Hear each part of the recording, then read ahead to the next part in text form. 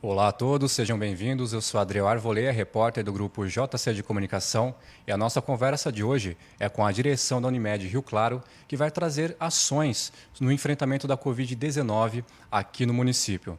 Nós recebemos em nosso estúdio nesta noite o Dr. José Martiniano Grilo Neto, que é o diretor-presidente da Unimed Rio Claro, e também do Dr. Gustavo Roberto Fink, que é diretor de recursos próprios da instituição local, a quem agradeço a participação.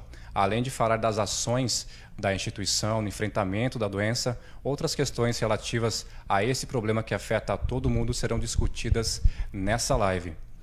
Muito obrigado, doutor Grilo, doutor Fink, pela presença de vocês. Eu quero fazer uma pergunta que é a dúvida de muitas pessoas. Um paciente que apresenta sinais da Covid, qual a recomendação ao chegar ao hospital? E qual é o protocolo adotado pela equipe médica num caso como esse? Eu vou passar para o Dr. Gustavo responder, mas veja só, a resposta que a gente vai fornecer ao seu ouvinte, nós podemos fazer o protocolo da Unimed de Rio Claro. Nós não podemos falar para e pelos outros hospitais, mas deve ser semelhante. Então, Gustavo, por favor. Boa noite, Adriel. Boa noite aos espectadores do Jornal Cidade. Nós dividimos o nosso pronto atendimento para uma pré-triagem, onde o indivíduo que tem uma queixa respiratória, ele deve procurar o nosso pronto atendimento e ele será pré-triado. Então, o indivíduo que tenha uma queixa respiratória, ele vai para um determinado lado, e o indivíduo que tiver outras queixas para outro lado.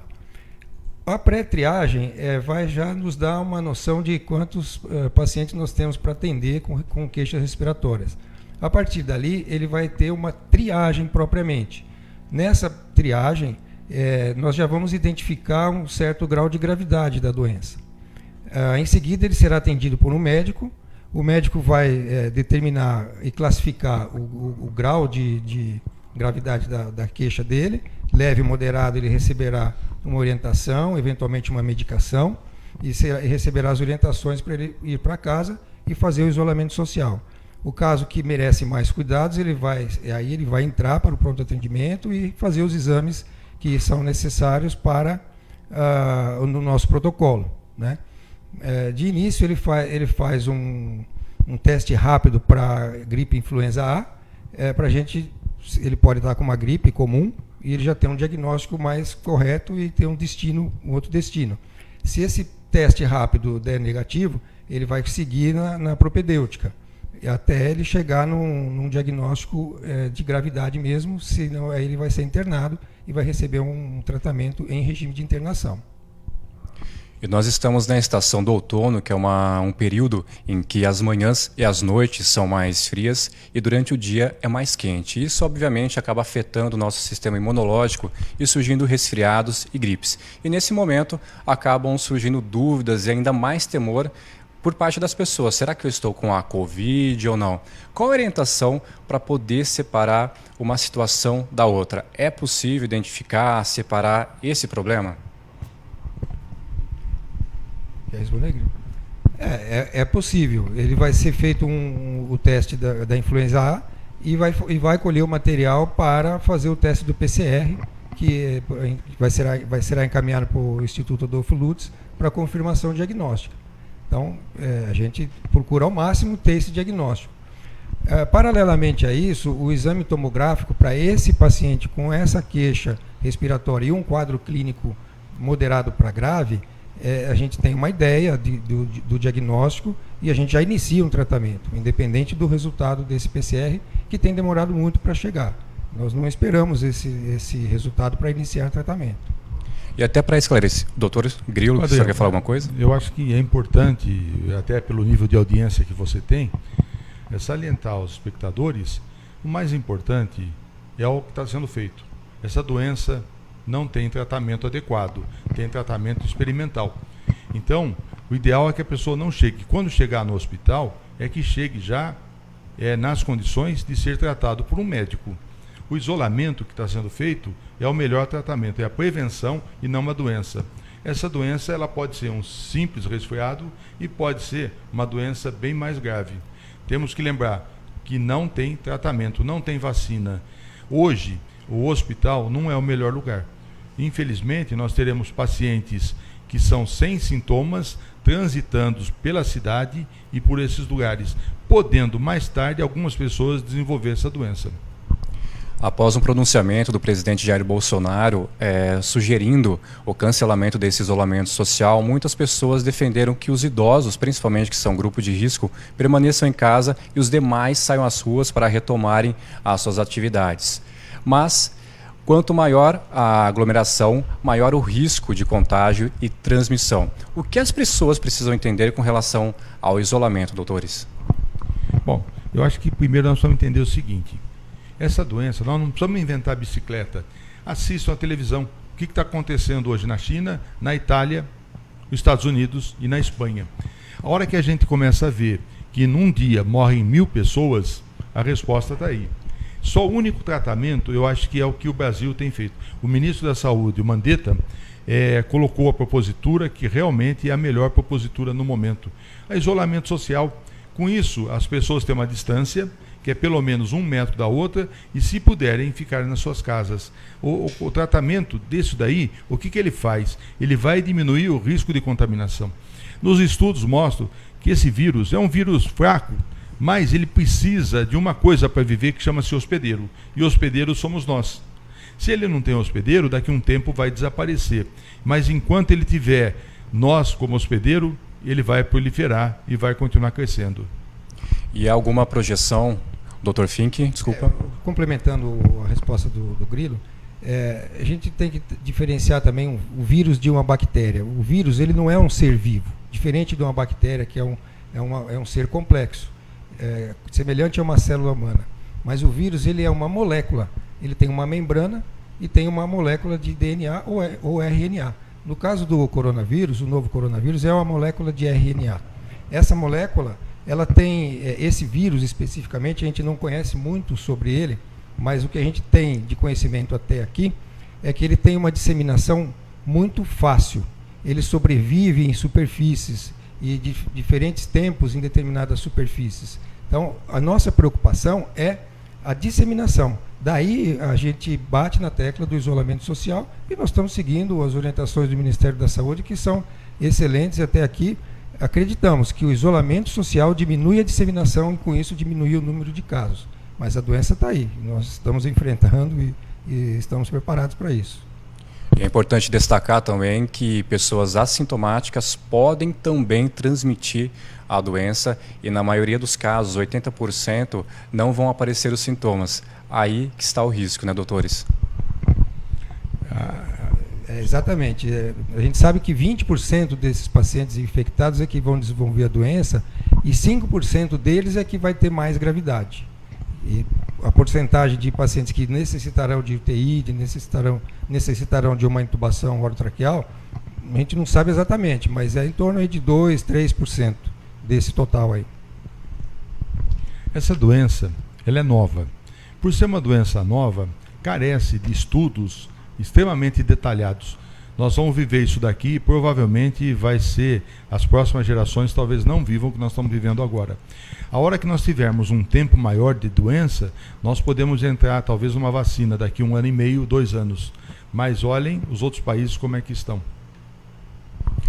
Muito se pergunta com relação aos testes rápidos. Exclusivamente com a Unimed em Rio Claro, os pacientes que lá chegam, eles são testados por meio desses exames rápidos? Como que é o procedimento? Não. Nós seguimos o que a lei determina. A lei determina o seguinte: o paciente que chega no hospital da Unimed através do pronto-socorro com sintomas que tem que ter pelo menos febre e um outro sintoma respiratório. Esse paciente entra no protocolo do Ministério da Saúde. Abre-se uma ficha e ali é feito um teste de estado gripal, que é um exame simples, e é colhido sangue mandado para o laboratório do governo, que é o Adolfo Lutz. E que esse laboratório, pela sobrecarga de pacientes suspeitos, demora muito para chegar ao resultado. Então, quando a gente vê na televisão que o resultado é 1.000 pessoas, 2.000 pessoas, esse resultado é muito maior. Nós estamos vendo no retrovisor. Um exame demora 15, 20 dias para chegar. Esses dias chegou um paciente lá no hospital, eu vim fazer o exame. Não adianta, esse exame não vai dar nada, demora. E segundo o protocolo do Ministério da Saúde, nós não podemos colocar o paciente como suspeito até ter um sintoma desse que justifique solicitar o exame. Chegou uma pergunta de uma internauta, que é a Rosineia Tavares Teixeira.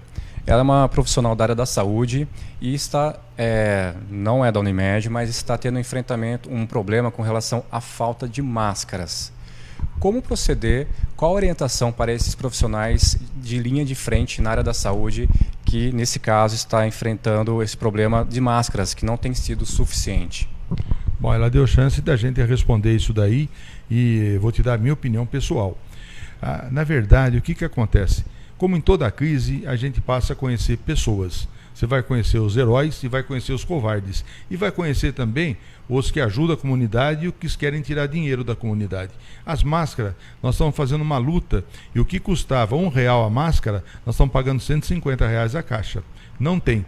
O que nós temos que fazer é que essas pessoas tenham consciência que isso é um problema. Todos os médicos, funcionários da área de saúde, têm que usar máscara no seu lugar de trabalho. Caso contrário, imaginem só, nós precisamos de um médico para atender um determinado número de pessoas. Se esse médico ficar doente, vai ser uma falta. Funcionários, a mesma coisa. Olha, só vocês olharem um hospital de São Paulo que foi na mídia ontem, até foi falado pelo Mandetta hoje. Pessoal, a situação é grave. A nossa mão de obra é uma mão de obra qualificada, especializada e carente. Não temos tanto assim quanto o pessoal imagina. Agora, a máscara, não é só a máscara que está faltando. Outros insumos, álcool gel, você vê na televisão, nego falsificando álcool gel num negócio que é para a saúde. Isso cabe ao Ministério Público. Tem que autuar essas empresas e a comunidade, que pode fazer como algumas pessoas estão fazendo em casa e nos ajudando, inclusive ajudando as instituições de saúde. Nós dependemos dessa máscara para cirurgias, para o isolamento e para o tratamento do paciente nas unidades hospitalares. Sobre as máscaras, né? Realmente é o que mais nós estamos tendo problema no momento, porque 2 meses atrás toda a produção nacional de máscara ela foi direcionada para a China e agora nós estamos precisando dela. Mas nas 2 últimas semanas a gente observou assim, um certo apavoramento até dos profissionais de saúde, e nós médicos também, a doença chegando, e a gente, né, nós temos que desenvolver o nosso plano de contingenciamento, e as máscaras foram sumindo, todo mundo desesperado. Mas isso já normalizou, o pessoal já se acalmou, quando os fluxos foram desenvolvidos, o pessoal já está mais tranquilo, então já não está utilizando máscara assim compulsivamente. E a gente acredita que nos próximas 2, 3 semanas começa a aparecer máscara no mercado novamente. Mas eu entendo o drama dessa pergunta, Rosineia, desculpe. O nosso pessoal também tem esse mesmo sentimento, e a nossa obrigação é não deixar faltar para o pessoal da linha de frente que está atendendo as pessoas com essa queixa respiratória. E nesse caso em específico, com a falta de máscara, mas tendo que atuar na linha de frente da saúde, qual o risco pode ser feito, por exemplo, uma máscara de pano, como foi recomendado pelo Mandetta, pelo ministro da Saúde? Qual a orientação nesse caso? Quais são os riscos também? Bom, olha, primeiro eu recomendo que a instituição hospitalar ou de saúde providencie essas máscaras. Tem no mercado, o preço que é diferente. Posso te garantir, o Gustavo está aqui, pode até responder, o hospital da Unimed tem essas máscaras para os funcionários de trabalho da linha de frente. Nós precisamos disso para dar segurança a eles e às suas famílias. Nós não podemos esquecer uma coisa, o médico, o enfermeiro é gente igual aos outros. Tem os mesmos medos que os outros têm, só que trabalham com uma área que agora, nesse momento, passou a ser crítica. Então nós disponibilizamos. Tem que ser usado em área hospitalar e área de saúde, sim. Sobre essas máscaras de tecido reutilizáveis, laváveis e tudo, isso para um uso, por exemplo, um uso doméstico, um uso, quem quer sair na rua porque precisa sair na rua, está utilizando esse tipo de máscara, não deixa de ser uma barreira. Mas nós não pretendemos usar isso no nosso pronto atendimento nem no hospital. Aliás, nós temos uma obrigação de usar produtos EPIs com certificado de aprovação, que são exigidos por lei, e nós temos que honrar esse compromisso. Mas a máscara reutilizável, para uma outra finalidade, ela pode ser usada sim e é válida. E com relação ao enfrentamento da Covid-19 aqui no município, quais têm sido as ações da Unimed Rio Claro para combater a doença junto às suas equipes e profissionais? Bom, primeiro é o seguinte, eu tenho que abrir um parênteses. Essa doença, ela é de todos. Ela é do município de Rio Claro. Me admira muito o secretário de Saúde daqui do município, que tem tomado as medidas extremamente corretas. Algumas vezes não são populares, mas são corretas. Tanto que veja o nível da doença aqui na cidade. A Unimed de Rio Claro está orientando, através de palestras, de orientação aos seus clientes, nós temos que nos prevenir. Mas dentro do hospital, a gente pode fazer aquilo que for necessário para o tratamento. Nós fizemos essa equipe num treinamento que fazem 5 meses que a equipe está treinada, médica e de enfermagem. Então, eu acredito que os outros hospitais também tenham feito isso. Porque a doença, quando começou na China, nós já sabíamos que uma hora vai chegar. Não pensa que o Papai Noel só chega lá, chega aqui também. Então, essa equipe foi treinada. Evidentemente que todos têm medo. Nós não podemos negar. O maior infectologista daqui de São Paulo, Dr. Davi Uip, ele confessou que ele está com a doença e a primeira coisa que ele falou no vídeo que ele me mandou é que tem medo. Sinceramente, nós temos medo. Eu tenho medo, acho que acredito que o Gustavo também tenha medo. Nós temos família, nós podemos levar essa doença para as famílias. Os EPIs do hospital, a gente procura utilizar para prevenir e diminuir, mitigar esse risco. Mas, sinceramente, a prevenção é a única solução. Mas a Secretaria de Saúde do município, a meu ver, está de parabéns. Ela conta com o apoio. A integração agora é que eu falo. Nós não temos mais Santa Casa, Santa Filomena e Unimed, prefeitura. Nós temos o seguinte, nós temos um problema de saúde. O problema de saúde é do município. Nós temos aqui mais de 200 mil habitantes, que tem uma parte que tem direito à Unimed, uma parte que tem SUS, uma parte que tem outros convênios. Mas isso está num bolo só. Então todos nós somos responsáveis para que a gente consiga prevenir e superar essa crise. Dentro aí das ações, né, Grilo, nós decidimos suspender ou postergar cirurgias eletivas, no sentido de deixar o hospital à disposição com conforto para atender esses pacientes com a Covid-19, mas fique bem claro, cirurgias de urgência e emergência, a gente não pode nunca deixar de fazer. E urgência e emergência não é só trauma, são outras situações também que são urgentes. E isso nós estamos fazendo. Nós adaptamos nosso centro cirúrgico para isso, com isso reduzimos o nosso movimento, claro, mas nos preparamos para receber a doença. Exames complementares agendados, que tinham um volume muito grande de exames agendados, nós conseguimos reduzir um pouco e postergando esses exames, na medida sempre do possível, aqueles que precisarem do exame mais urgente vai ser feito. E tomamos uma medida importantíssima, que é reduzir ao máximo a circulação de pessoas dentro do hospital, para proteger essas pessoas e também proteger os profissionais de saúde. Bom, e sem demérito, encarecidamente nós temos que pedir a uma classe que são motoqueiros. Aumentou o serviço deles, entrega de comida e uma série de serviços. A gente respeita muito essa classe.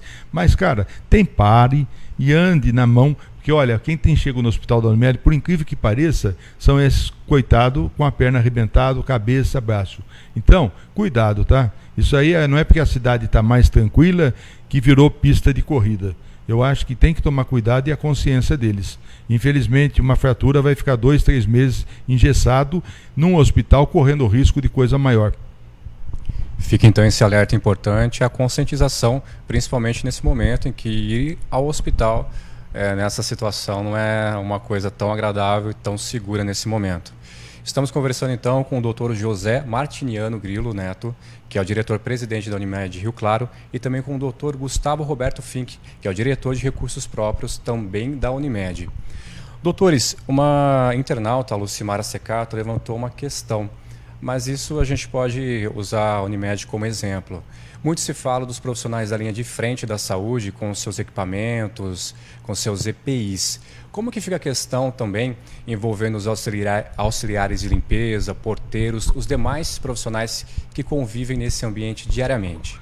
Todo mundo que entra no hospital, seja funcionário, seja médico ou seja cliente, aquele costume, se vocês rodarem o pronto-socorro, primeiro, aquele costume que não sei se é o Rui Clarense, mas o pessoal tem de visitar pronto-socorro, ele deu uma caída, graças a Deus.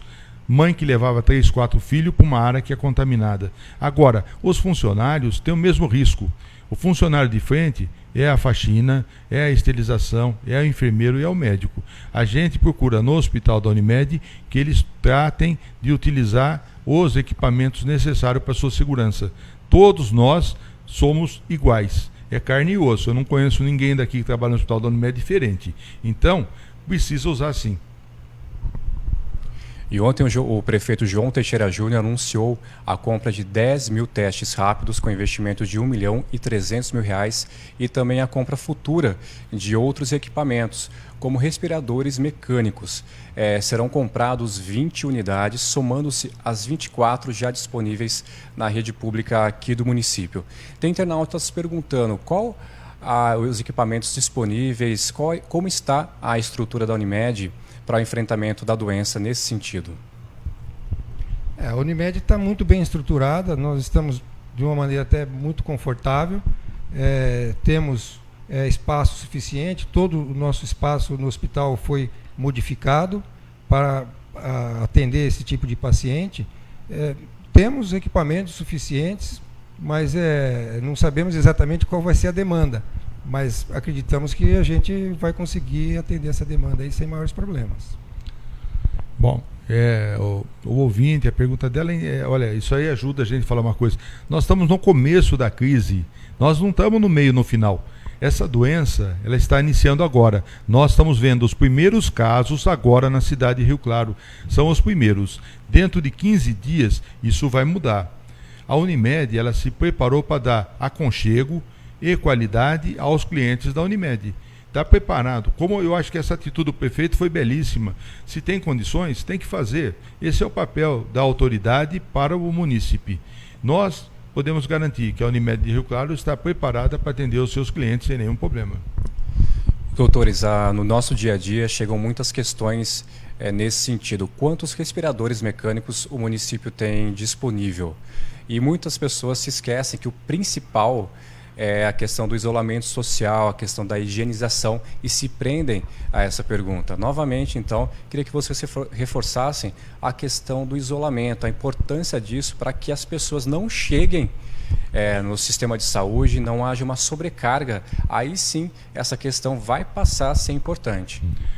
Olha, os casos graves têm preferência. Agora vamos falar bem sério, como se a gente estivesse em casa. Vocês sabem o que é um respirador? Se eu trouxer um respirador aqui e colocar aqui, quem vai apertar o botão? Cara, você dá um carro para uma criança e manda ela pôr para funcionar. É a mesma coisa. O respirador, não se iludam que é o respirador. É aquela pecinha que está atrás do respirador que faz ele funcionar. É o profissional que sabe regular esse aparelho, que para cada pessoa é diferente. Se eu tiver um respirador e um doente chegar por dia, ele vai ser salvo usando um respirador. Se eu tiver 10 respiradores e chegar a 40 pessoas, não cabe. Isso daí, veja bem, é por isso que tem que ser feito esse que está sendo feito agora, que é o isolamento, para que a doença vai vir, mas que ela venha de forma branda e que possam se salvar o maior número de pessoas. Você vê, os Estados Unidos é um país desenvolvido. Você acha que não tem respirador em Nova York? Tem. Por que 24 aviões foram para a China buscar o equipamento que já foram utilizados? Tá? Agora, eu pergunto, nós precisamos ter a pecinha que funciona atrás. Quantas pecinhas, porque ninguém perguntou isso, quantos técnicos ou médicos sabem trabalhar com respirador? E eu vou ser honesto, eu não sei trabalhar com respirador. Então, por favor, se chegarem para mim e mandar ligar esse aparelho, eu ligo qualquer coisa, esse aparelho eu não vou saber ligar. Quanto ao pessoal também, a preocupação, né, de limpeza, os vigilantes, etc., é uma preocupação grande nossa também, né, porque eles não... A gente está até meio acostumado com tragédias, né? Mas eles não estão muito acostumados. A orientação eles estão recebendo, eles estão aceitando muito bem essas orientações, estão recebendo apoio psicológico, psicoterápico, psiquiátrico. O que é possível nós estamos fazendo para esse pessoal, para ajudar, para colaborar, porque a gente sabe, para vencer essa guerra, a gente tem que estar junto, tem que estar unidos, nós, a população, todos. Agora, por outro lado, alguém tem que fazer isso. Sinceramente, Eu já escutei de pessoas, se eu soubesse não faria essa profissão. Só que nesse momento, cada profissão tem um juramento, uma obrigação. E é o caráter de cada pessoa. Então esse pessoal está lá, não é talvez agora, é um dever de cada um, é uma obrigação que ele tem, inclusive, para a comunidade. Não é na Unimed, é em todos os lugares. É uma entidade que está trabalhando porque precisa trabalhar, não tem outro que faça. Cada um que some de lá, precisa de outras pessoas para substituir.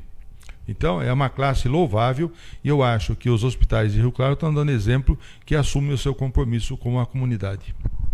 Completando também, quem já precisou de uma cirurgia de urgência, quem já precisou de uma UTI, sabe muito bem como é que é a UTI, sabe muito bem o que precisa de equipamento e se ele saiu vivo de lá é porque ele foi muito bem tratado. Estou conversando então com os doutores Grilo e Fink da Unimed de Rio Claro e a internauta Ingrid fez um levantamento importante por meio da nossa live. Ela perguntou sobre a questão da maternidade, como está o funcionamento. Teve algum nascimento nesse período de isolamento social? Bom, mais uma oportunidade. Parece que esse vírus não tem nenhum estudo que comprove. Parece que ele não tem problema com a gravidez, ele tem problema com a mãe, com o nenê não tem.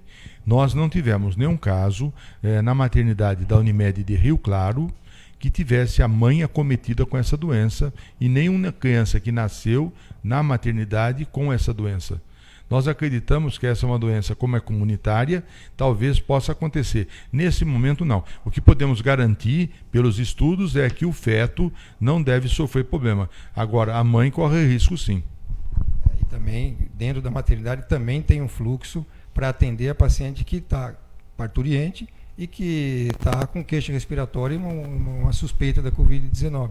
Ela vai ter um fluxo específico para isso. Todas as áreas, pediatria, GO, clínica médica, todos.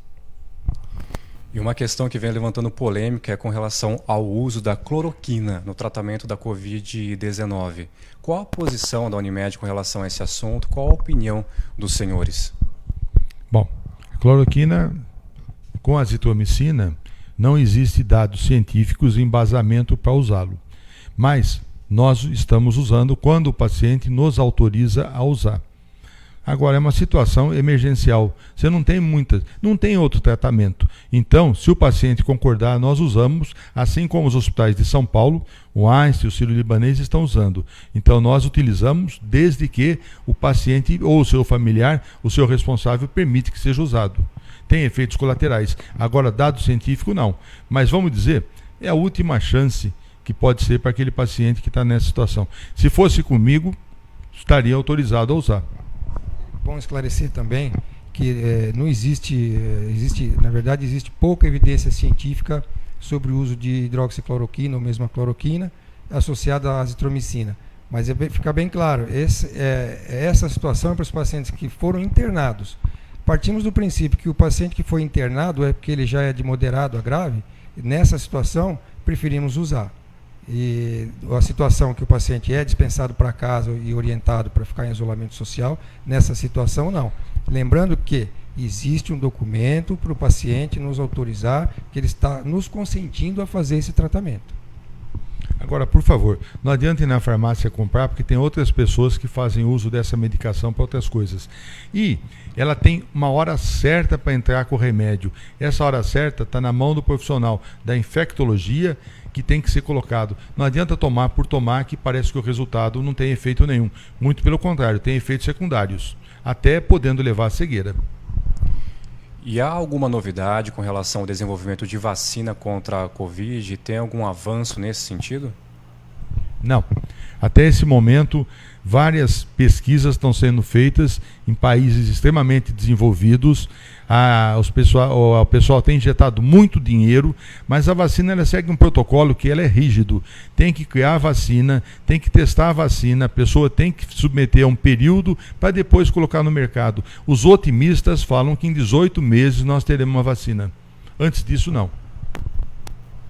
E tem outra questão também, que houve falta de álcool em gel no supermercado, nas farmácias, porque as pessoas estão temerosas e pensam que somente o álcool em gel é suficiente, é necessário para uma higienização. Qual a higienização correta e quando deve ser utilizado o álcool em gel? A higienização correta é aquela velha água e sabão, gente. É lavar as mãos constantemente, tocou em algum lugar, lava a mão, lembrou, lava a mão, água e sabão. O álcool em gel, ele funciona muito bem também, porque a membrana que envolve essa partícula de RNA do coronavírus, ela é muito frágil. Ela se rompe fácil com água e sabão, outros desinfetantes e o álcool em gel. Mas não é que o álcool em gel é a solução dos problemas, não. São os outros cuidados. Lembrar de fazer isso também. Limpar as superfícies com álcool 70% ou com hipoclorito de sódio. Procurar fazer uma higiene muito maior do que a gente está acostumado a fazer. Eu acho que a nossa vida era até o aparecimento do coronavírus, o Covid-19. E daqui para frente, a nossa vida vai mudar, tenho certeza disso, em todos os aspectos. E no dia a dia nós temos visto muitas pessoas, independente da idade, usando máscaras de proteção. Quando se faz necessário devidamente esse uso? Segundo o pessoal médico infectologista, ele fala o seguinte, que quem deve utilizar máscara menos o hospital do hospital, deve utilizar quando tem sintomas respiratórios, para evitar que as partículas de guspo, de saliva, possam cair em algum ambiente e contaminar outras pessoas. Então seriam para pessoas sintomáticas, que ainda talvez não tenham desenvolvido doença, mas que pode ter nariz escorrendo, sensação de estado gripal, deveria usar sim. Agora, usar aleatoriamente não funciona para nada. Isso não impede da pessoa pegar. O vírus, ele é pequenininho, se ele der de circular, ele vai pegar mesmo com a máscara. Talvez ele se enxugue nela um pouquinho antes, fale assim, olha, agora eu vou entrar sequinho, né? Está surgindo uma nova discussão, que eu estava assistindo agora antes de vir para cá, sobre o indivíduo que é portador são. Quer dizer, ele tem o vírus, ele não tem sintoma nenhum, nem sabe que ele tem o vírus e é um transmissor, sem dúvida. Ele é um transmissor. Então está se falando, vamos usar máscara porque ele pode estar transmitindo o vírus e não sabe que está transmitindo. Bom, isso está sendo discutido agora. Isso vai aumentar muito o consumo de máscara. E a outra coisa, se a gente respeitar o isolamento social, respeitar as normas de higienização, etiqueta respiratória, nós estamos impedindo a transmissão também. Tem uma pergunta do internauta Rogério Ribeiro, que ele faz um questionamento com relação ao calor. No calor, o vírus se dissemina ou não? Talvez ele esteja fazendo um comparativo com relação aos países europeus, em que está frio nesse momento e está tendo mais mortes. E no Brasil está sendo o contrário. Tem alguma relação com relação à temperatura, às estações? Tem. Temperatura é o seguinte, o vírus vive melhor em temperatura mais baixa e morre em temperatura mais alta, acima de 22 graus, no ambiente externo. Como a doença é nova, não existe pesquisa. Quer dizer, não adianta a gente tentar esquentar o corpo para ver se mata o bicho. Tá? Perguntaram se sauna, essas coisas faz bem? Eu não sei, não podemos dizer. Hoje o que sabe, tratando-se em laboratório, é que 21 graus para baixo o vírus prefere, 22 graus para cima ele morre. Agora, para esquentar um corpo em sauna vai ter que dar uma torradinha legal, né? E nessa quarta-feira, São Paulo inaugurou o Hospital Municipal de Campanha no estádio do Pacaembu para atender pacientes com sintomas leves e dessa forma desafogar os leitos de UTIs para os casos mais graves. Qual a opinião dos senhores com relação ao Hospital de Campanha? Há alguma pretensão, alguma projeção, caso necessário, da Unimed instalar um hospital de campanha ou apoiar alguma iniciativa do município nesse sentido? Bom, a gente sempre apoia o município, até pela característica que eu já te falei, o município tem seguido as regras corretas do Ministério da Saúde. Aquilo que é correto, a gente tem que bater palma e apoiar. Agora, posso citar o hospital de campanha por hospitais diferentes. A Unimed de Fortaleza, ela fez um hospital de campanha. Fortaleza é a cidade com o maior número de casos depois de São Paulo. Em São Paulo, Pacaembu fez um hospital de campanha. Evidentemente que hospitais até de primeira linha em São Paulo estão lotados. Essa doença em São Paulo, ela disseminou. E disseminou o contágio de tal maneira que agora eles vão ter que aumentar o isolamento. O hospital de campanha pode ser bom. Ele pode usar aquele estágio inicial, o estágio secundário. Quando chega na parte de intubação, aí tem que ser um hospital de referência. É muito arriscado colocar nesse tipo de hospital. A internauta Ana Lúcia, ela faz uma comparação com pacientes asmáticos que têm ansiedade e desenvolvem problemas de falta de ar. Caso esses tipos de pessoas apresentem algum sintoma de resfriado e já tem esse quadro respiratório agravado, qual o momento que elas devem procurar o hospital? Nesse caso, é preciso a gente diferenciar bem de uma falta de ar causada por uma ansiedade ou uma falta de ar causada por uma insuficiência respiratória mesmo, né? Esse teste da escada que o pessoal faz, sobe a escada, prende a respiração, isso aí é muito teórico. Mas se a gente observar uma dificuldade respiratória aos mínimos esforços, as unhas, a ponta dos dedos começar a ficar arroxeada, cianótica, como a gente chama, é grave. Procura o pronto-atendimento, que realmente é uma insuficiência respiratória que está sendo instalada aí. Então, a diferença basicamente é essa. E tem que lembrar também que o asmático, que é uma doença crônica, ele já sabe o que é asma. Agora, se ele começar a ter febre, alguma coisa está errada. Normalmente tem que controlar a ansiedade, porque o medo, ele é generalizado, hein? Não pensa não, que a hora que a gente passa a porta do hospital, a gente entra bonitinho, sorrindo, não, tá? O mesmo medo que qualquer um tem, nós temos também. Eu gostaria de saber dos senhores também qual a projeção com relação à baixa no pico da doença e quando as coisas tenderão a voltar ao normal. Vocês têm alguma opinião a respeito disso? Bom, eu tenho a minha opinião por aquilo que aconteceu, pode ser que não seja verdadeira, o que aconteceu na China. Eu acho que esse mês aqui e o próximo mês serão meses terríveis, que a gente vai arriscar do mapa.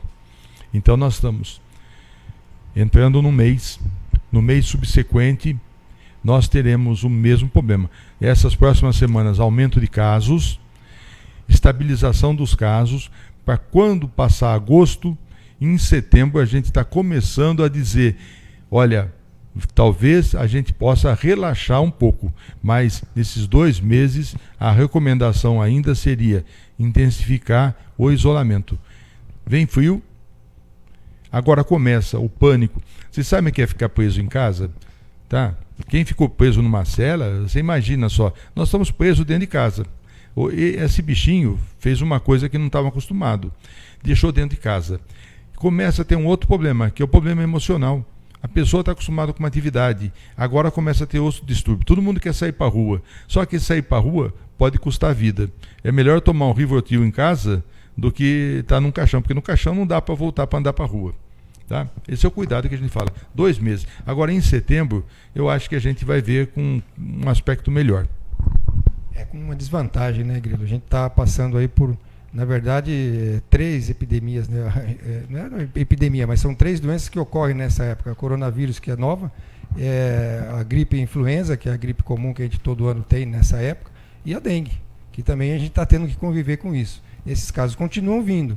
A gente orienta para vacinação para a gripe influenza, pelo menos a gente tenta afastar uma doença, tirar um pouco de paciente no hospital por causa da influenza. Mas são 3 patologias que a gente está tratando e o período de duração é mais ou menos esse, 2, 3 meses.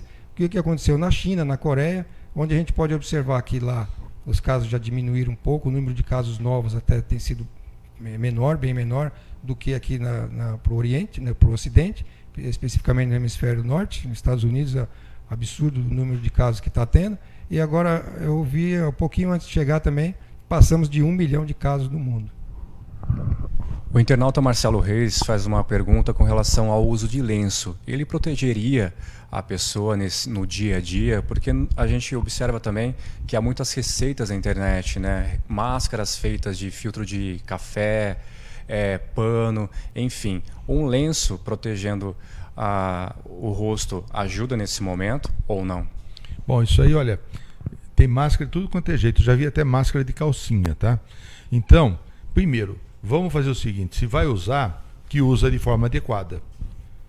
Aí compra num revendedor autorizado e usa adequadamente. Mas deve usar naqueles casos que eu já falei, por necessidade. Um estado gripal, um caso suspeito, para não contaminar as outras pessoas. Lembre-se que o lenço, se for o lenço de tecido, o vírus continua ali por algum tempo, porque a gente não sabe quanto tempo ele fica vivo ali. Que ele não é vivo, né, porque ele não é um ser vivo, mas ele fica ativo ali. A membrana dele não é destruída. Um lenço de papel deve ser descartado imediatamente. Estamos conversando com o Dr. Grilo e o Dr. Fink, que são da Unimed aqui de Rio Claro. E para finalizarmos essa conversa, os senhores já comentaram com relação à participação do município, a atuação da Secretaria de Saúde nesse momento. E queria que vocês reforçassem a importância das ações que estão sendo desenvolvidas em Rio Claro no enfrentamento da Covid-19. Olha, eu tenho acompanhado com o secretário de Saúde, tenho acompanhado o que a Prefeitura tem feito e eu acho que as ações estão extremamente corretas, adequadas, inclusive pelo tempo que está sendo empregado. É aquilo que eu já falei, gera alguma resistência em alguns setores por causa da economia, mas nós conhecemos pessoas que eram ricas, que ficaram pobres, depois voltaram a ser ricos. Eu nunca conheci nenhum defunto que pudesse voltar a ser rico.